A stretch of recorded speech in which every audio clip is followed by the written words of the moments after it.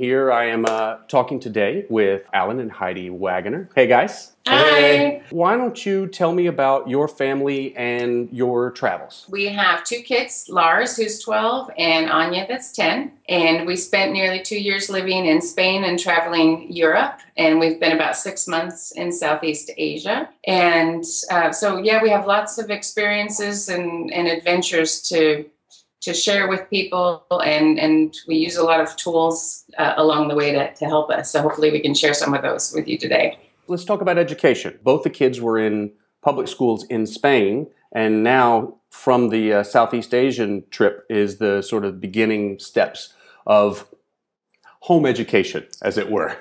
There you go. That's better.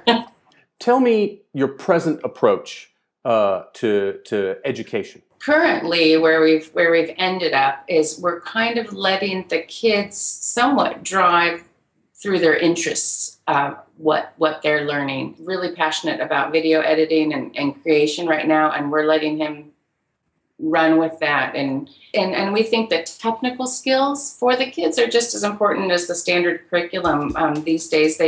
They're learning how to use PowerPoint, spreadsheets, video software, social media, all of these things going forward that we think are going to be important in their generation, as part of learning. So let's talk more about the dreaded socialization word that we always hear with traveling families.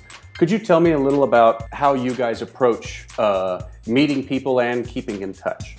Well, as far as meeting people, we have found as the kids get older, it's more difficult. You can no longer just throw kids together and they're instant friends like they were when they were 4 or 5. And typically when we meet other traveling families, we've often met kids that were significantly younger. Traveling, it's few and far between. They really socialize with more backpackers, the 20-somethings and hold their own, 30-somethings and hold their own in travel conversations. But in a situation after they've warmed up and they've met kids a couple of times, then it's just like they were little old friends playing in the pool. They like meeting kids from other countries and trying to communicate. Mm-hmm.